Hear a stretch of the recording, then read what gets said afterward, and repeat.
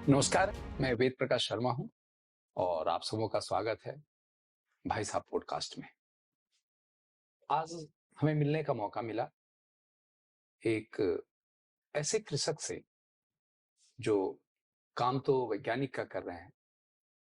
ये रहने वाले हैं ग्राम साकिन, जिला झांसी, उत्तर प्रदेश के, और आपका शुभ नाम है अवधेश प्रताप सिंह। आपका स्वागत है भाई साहब। जी नमस्कार।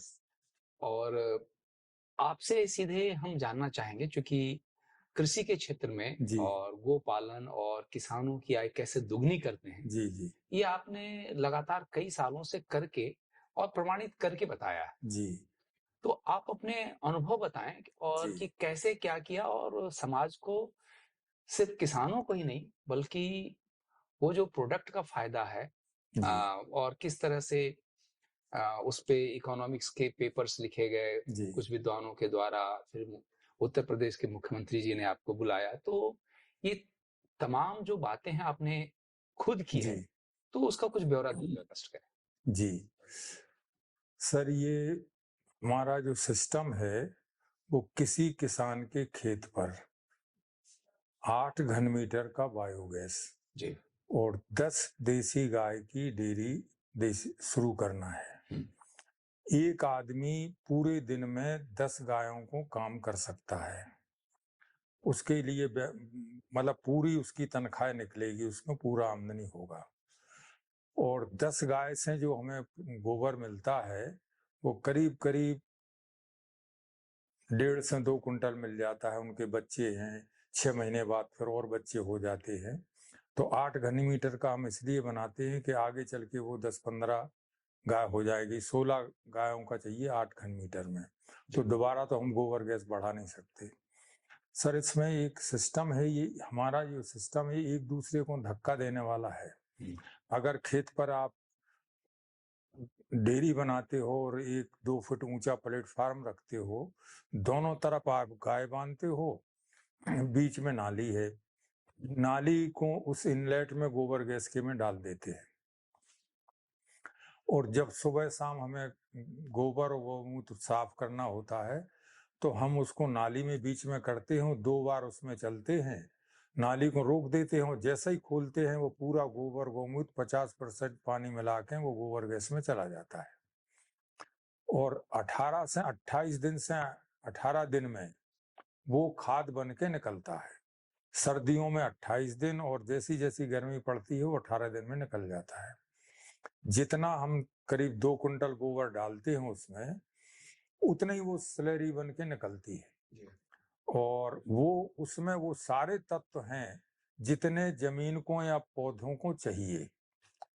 इसमें 1 कुंटल गोबर डालेंगे हम तो 70 किलो निकलता है।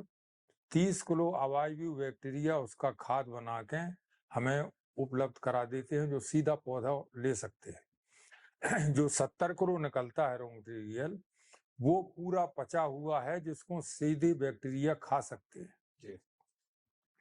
तो ये मानो आपके हर, जैसे यूरिया का हम 20 दिन में हमें रिजल्ट मिलता है, इसका भी हमें 20 दिन में रिजल्ट मिलता है और 20 दिन बाद दोबारा हमें खुराक देना पड़ती है। ये खाद ऐसी ही है जैसे आपके माँ का दूध बच्चे को या ताजा दूध गाय का आप पियो तुरंत निकाल के, तो उसमें सारे तत्व होते हैं, ऐसे इसमें वो सारे तत्व हैं। पौधे को जितने तत्व चाहिए वो सारी चीजें इसमें हैं। अमून तौर पे कहते हैं कि 16 तत्व चाहिए, नाइट्रोजन, फास्फोरस, जिंक, ये वो पूरे 16 चाहिए। तो इसमें सारे वो तत्व हैं। तो उनकी जब जमीन में वो सारे तत्व होंगे तो फिर वो फसल में आएंगे, तो फसल का पाउडर या दाना दोनों अनुपात के रूप में बढ़ते हैं।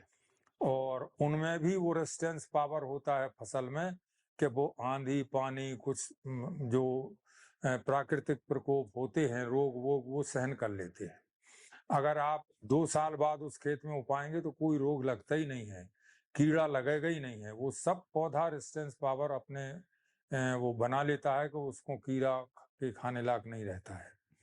तो रेसिस्टेंस भी पैदा होता है और सब कुछ हमारा ऑर्गेनिक हो रहा है। जी ऑर्गेनिक हो, उसी वही खेत में सब पैदा हो रहा है और सभी। अब जब मिट्टी में अभी केवल नाइट्रोजन और डीएपी हम लोग दे रहे, पोटास दे रहे, तो मिट्टी में और तत्व कम हो गए।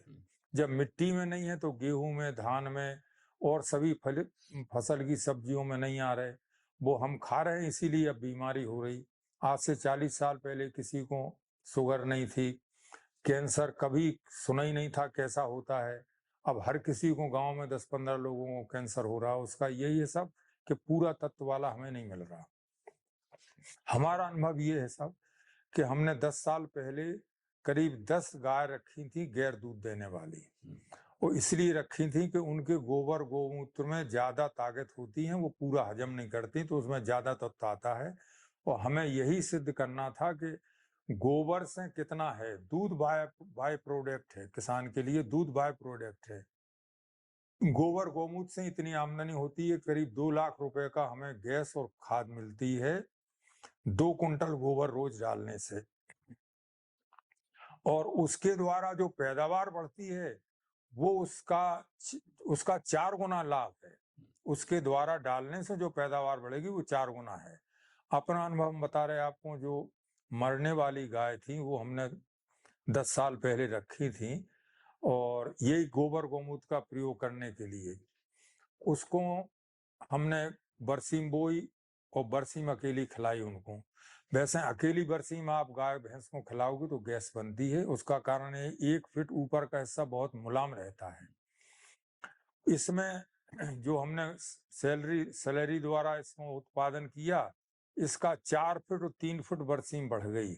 उसका तना गेहूं जैसा होगा, रेसा हो गया, तो उनको गैस नहीं बनी।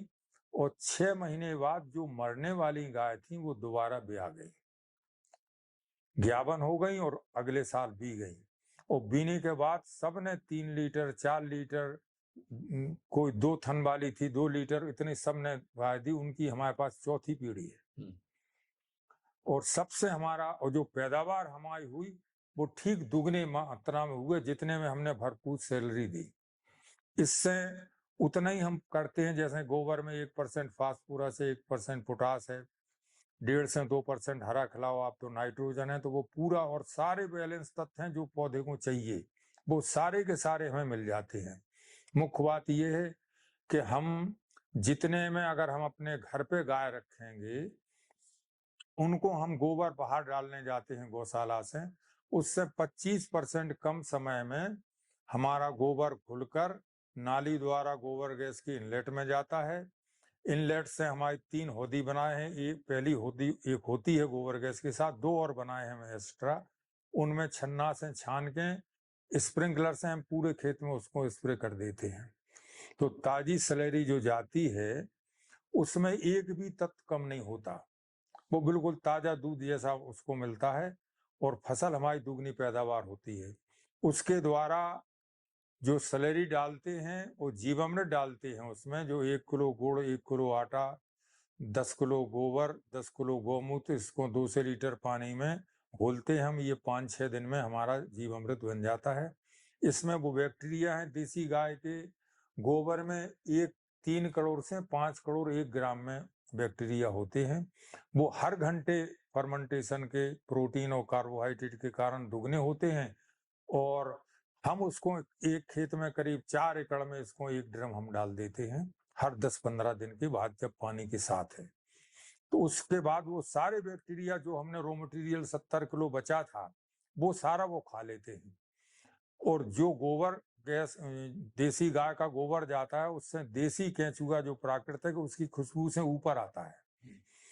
इससे हमें लाभ ये है कि हमारा वाटर लॉकिंग नहीं होती है, सर्दियों में फसल खराब नहीं होती, जो आप सुनने लगे, पहले कभी नहीं सुनते थे। माहौट हो गई तो कभी भी फसल खराब नहीं हुई। जो ज्यादा पानी बरसा वो पानी के केंचुआ जो 10 फीट नीचे जाता है ऊपर आता है, उसके सुराख से वाटर रिचार्ज हो जाता था। और जब पानी नहीं बरसता है तो उनसे भाप बन के पौधे की जड़ें लेती हैं। तो ये दोनों ही काम इससे हम गोबर अपने आप पहुंच रहा है, इससे हमारा होता है। जमीन के अंदर पानी भी रिचार्ज हो रहा है जी और एरेशन भी बढ़ रहा है जी, जमीन में, कार्बनिक पदार्थ की मात्रा भी बढ़ पूरी हो रही जो चाहिए उसमें। दूसरी बात ये है सर इसमें कि अगर हम 10 गाय को अपने खेत पर रखते हैं तो आधे एकड़ में वो पूरे साल उस फॉडर को खा लेती, केवल आधे एकड़ में। और अगले 6 महीने में उतने ही आधे एकड़ में 20 गाय खा लेंगी, क्यों उसमें ह्यूमस उतना बन जाएगा, जो जीवांश कार्बन उसमें जमीन में बढ़ जाएगा। फर्टिलिटी बढ़ गई है हाँ, और उनके द्वारा फर्टिलिटी बढ़ गई तो उसका जो फॉडर होता है वो कोई गाय बीमार नहीं होती। हमारी 10 साल हमें किसी गाय को वैक्सीन नहीं लगाना पड़ी, जो बुढ़ी थी मरने वाली, किसी को कोई रोग नहीं होता है, वो दूध बराबर दे रही है। तो उससे गाय भी स्वस्थ है, जमीन भी स्वस्थ है, और आर्थिक स्थिति में और अनाज और वो सब सारी चीजें हो रही, ऑर्गेनिक दूध हो रहा, मिल्क A2 हो रहा, उतने तत्व का हो रहा जितना उसमें चाहिए। तो आदमी का स्वास्थ्य ठीक होता है, जमीन का जब स्वास्थ्य ठीक होगा तभी आदमी का स्वास्थ्य ठीक होगा। ठीक। अच्छा, इसमें आर्थिक इसका पहलू ये है साहब कि अगर आधे एकड़ में हम 10 गाय रखते हैं अपने घर पे, तो देसी गाय रखेंगे तो मिनिमम 100 रुपए रोज खाएगी वो पर डे, और 10 गाय 1000 रुपए खाएंगी एक दिन में, 30 दिन में 3000 रुपए, 30,000 रुपए, और 1 साल में 3,60,000 रुपए। तो इसमें अगर हम खेत पर रखते हैं, जैसे आज हमने गोबर गैस लगाया, पूरा का पूरा बचत है, तो वो पूरा आज हमने गोबर गैस लगाया तो 40 दिन में 38 दिन में वो पैक होकर वो गैस बनने लगती है और फर्टिलाइजर उसका बन जाता है। 40 ही 50 दिन में जो हम फॉडर बोते हैं पहली कटिंग होती है, तो पहली कटिंग के साथ ही तब हम गाय लाएं तो खिलाने का खर्च नहीं होगा, और जो सैलरी बन के जा रही है उससे उत्पादन फॉडर का दुगना होगा, पूरे तत्व वाला होगा, और हमें उसका खाने का खर्च बच जाता है।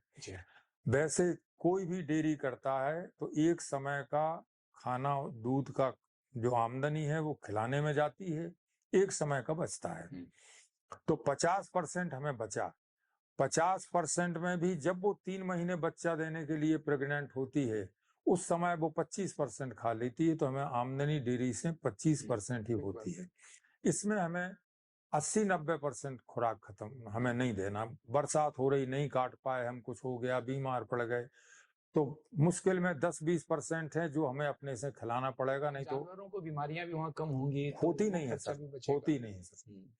और गौशाला के इस तरफ एक साल इस तरफ एक साल इस तरफ हम फॉडर बोते हैं, तो जितना हम भूसा घर से लाते हैं निकाल के गौशाला में, उतने ही समय में हम खेत से काट के उसको डाल देते हैं। तो करीब खिलाने में हमें अगर 30,000 रुपए महीने हम खिला रहे देसी गाय को, जो कि मिनिमम दूध दे रही 3 से 5 लीटर, 6 लीटर, 8 लीटर, और अगर हम 10 लीटर वाली गाय रखें दूध देने वाली, गिर की, साहिवाल की, थारपार की, तो फिर सर हमें 10 लाख रुपए का दूध बचता है।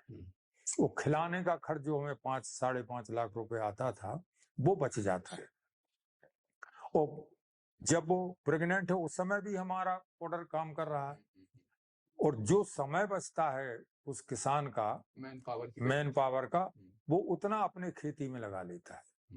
अभी घर पे रखेंगे तो फॉडर लाएगा, काट के लाएगा, ट्रैक्टर से, मोटरसाइकिल से, सर पे किसी तरीके से बहुत थोड़ा ला पाएगा। और जब हम ऑर्गेनिक फार्मिंग के स्टेज वहीं रह रहे हम तो पानी की भी खपत खेती के लिए भी कम होगी। हाँ, बहुत कम होगी सर। तो ऐसा 25% में हमारे में है बाग, फलदार वृक्ष, जितनी जमीन है उसमें से आप 25% में लगा दो आप, तो ये हमारा बीमा का काम करता है, और फल भी 5 साल की जगह वो 3 साल में ही फल देने लगते हैं ऑर्गेनिक। हाँ, उसको पूरा तत्व वाले खाना मिलते हैं। तो इसमें सर ऐसा कोई नहीं है, जो आज की चिंता है आदमी की अर्थव्यवस्था, स्वास्थ्य संबंधित, जमीन का स्वास्थ्य सही है तो आदमी का स्वास्थ्य सही है, और आमदनी दुगनी 60 दिन में हो रही, कोई जादू नहीं है सब, ये 2 और 2 4 है। ये आपने करके बताया, ये खाने का खर्च खत्म हो जाता है, इसलिए सब आमदनी दुगनी हो जाती है। और एक जब हमें 30,000 रुपए महीने देसी गाय में बच रहे, और अगर हम 10 किलो वाली रखेंगे तो हमें 200-250-300 रुपए रोज खिलाना पड़ेंगे जो पूरा बचे। किसी गाय को या भैंस को आप 30 किलो फॉडर दे दो तो फिर उसको हरा ये गोबर की खाद द्वारा दिया हुआ गोबर से, तो फिर आपको उसको कुछ नहीं खिलाना, पूरा वो दूध दे देती है। फिर जो भी फसल करोगे आप, जो 25 कुंटल की जगह वो 35, 30, 32, 35 कुंटल एकड़ गेहूं होता है, और दलहन की भी उत्पादन हमारा दुगना हो जाता है, उसमें पानी की जरूरत नहीं पड़ती है, हवा का संचार बढ़ जाता है गोबर में। सर हमारा ब्लैक कॉटन सॉइल है, उसमें अभी हम हवा का संचार कम होता है, इसके कण छोटे छोटे होते हैं, इसमें कोई उपाय नहीं है, रेत मिला नहीं सकते हम इसमें, केवल गोबर डालते हैं तो इससे बैक्टीरिया और केंचुआ उसको ऊपर नीचे आके जमीन पोली हो जाती है और ह्यूमस बढ़ जाता है, तो हवा का संचार बढ़ जाता है, बैक्टीरिया का ऊपर आना जाना बढ़ जाता है। तो इस सिस्टम में ऐसी कोई चीज नहीं है जो किसान की पूरी ना हो जाए। अकेले डेयरी वाले सिस्टम्स हैं, 70-80 हजार की आमदनी है, कोई किसान का लड़का क्यों जाए, अगर वो केवल इसी को संभाल ले तो इतनी महीने की उसकी आमदनी हो जाएगी। तो सर इसमें हमारा कोई चीज शेष नहीं बचती, आदमी के स्वास्थ्य से, जानवर के स्वास्थ्य से, मिट्टी के स्वास्थ्य से और आर्थिक स्थिति से। खाद का कारखाना आपके खेत पे लग गया, गोबर गैस लग गई, तो डीएपी यूरिया पोटास इसका लग गया, खर्चे बचे। कीटनाशक हम लोग 5 पत्तों का अर्क, नीम के पत्तों का अर्क गैस से उबाल के बना लेते हैं कीटनाशक, उसको स्प्रे कर देते हैं। अच्छा, एक चीज प्रश्न है, इस तरह की चीज आसपास के कई किसान एक साथ जी करने से सर, ज्यादा फायदा है। जी सर, अकेले कोई किसान करता है तो फिर वो जो सर पेस्ट की समस्या है, कीड़ों की समस्या, वो कम नहीं हो पाती आसपास से, फिर वो आता रहता है। आता रहता है सब। अगर आपके पौधे में रेजिस्टेंस पावर बढ़ गया तो फिर नहीं आता सर। अगर न्यूट्रिएंट पूरा मिल रहा है तो हाँ, मजबूत तो होता है, उसको ज्यादा नुकसान नहीं पहुंचाता। पहुंचाता, ठीक। हमें नहीं डालना पड़ता। बहुत रेयर कभी आए तो हमें उड़ उड़ के कोई कीड़े आ गए तो हमने नीम के पत्तों का अर्क डाल दिया, 10 पत्तों का अर्क डाल दिया। 10 पत्तों को, किसी भी पौधे के 10 पत्ते तोड़ के आप उनका अर्क बना लो, 20 लीटर गौमूत्र में 10 किलो ये पत्ते डाल दो, 10 पौधों के, और इसको 5 लीटर पानी में उबाल दो। जब 5 उबाल आ जाएं तो गौमूत्र शेष रह जाए, 48 घंटे इसको रखे रहो आप। तो इसको स्प्रे करने से 1 लीटर, 20 लीटर की टंकी में 1 लीटर आप डाल दो, तो कोई भी कीड़ा शेष रहता ही नहीं है, चाहे शक करने वाला हो, चाहे इली हो, चाहे तना छेदक हो। तो ये हमें बहुत कम प्रयोग करना पड़ता है ये। तो ये मतलब ये मान लो आपके ये प्रयोग करने से, ये सिस्टम बनने से ऐसी कोई चीज नहीं है जो शेष रह जाए। आज के जमाने की व्यक्ति का स्वास्थ्य, पौधे का स्वास्थ्य, जमीन का स्वास्थ्य और आमदनी। जी।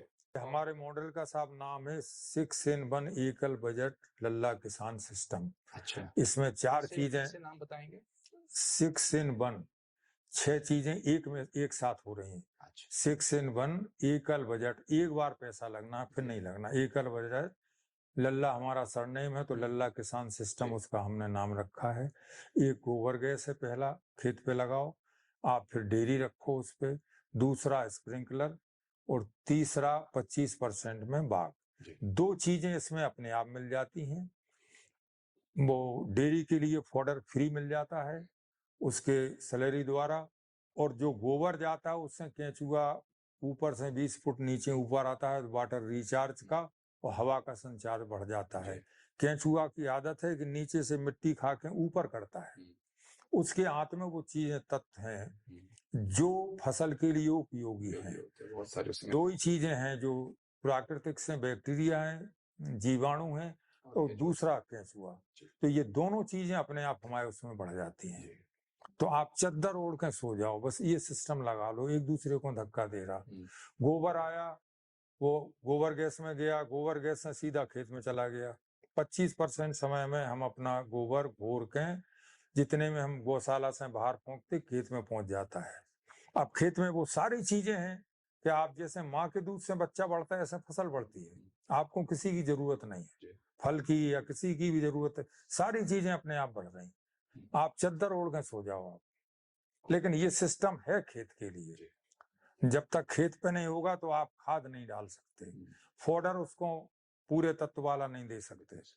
तो ऐसा अगर 2 एकड़ वाला किसान, जो 80% हिंदुस्तान में है, हमारी यूपी में करीब 80% है, सीमांत किसान जो है जी, तो ये हर एक के यहाँ अगर ये चीज बन जाए, छोटे किसान के पास वो खेत पे रह सकता है, उसके पास 10-11 लाख रुपए इसमें खर्च आता है, करीब 7 लाख रुपए की 10 गाय आएंगी, 70,000 रुपए की एक की, 1 लाख रुपए का करीब स्प्रिंकलर आता है पूरा सेट, और 60-70 हजार में बायोगैस लग जाता है। केवल इतना खर्चे एक बार में, इसलिए एकल बजट रखा। फिर ये सब एक दूसरे को धक्का देकर अपने आप चलते हैं। और हमारा जो अनाज आप खाएंगे तो 2 रोटी ज्यादा खा जाएंगे गेहूं, और 2 घंटे पहले पच जाएगा। कारण उसका यह है कि आप जो रोटी खा रहे उसमें केवल यूरिया, डीएपी है, पोटास है, और चीजें नहीं है। इसमें प्रकृति से जो जो चाहिए वो सारी चीजें हैं। तो आपको गैस नहीं बनेगी, हजम होगा, आप बीमार नहीं पड़ोगे। जी, बहुत बहुत धन्यवाद। अवधेश प्रताप सिंह जी ने बहुत लोगों की आंखें खोल दी और जो दिशा दिखाया है, ये इस दिशा में चल के भारत के लाखों किसान अपनी आय बढ़ा सकते हैं, स्वावलंबी बन सकते हैं और सस्टेनेबल फार्मिंग की ओर, नेचुरल फार्मिंग की ओर, ऑर्गेनिक कृषि की ओर इस तरह से बढ़ सकते हैं। इस चैनल में भाग लेने के लिए आप लोगों को बहुत बहुत धन्यवाद। कृपया हमारे चैनल को सब्सक्राइब करें, लाइक करें और शेयर करें।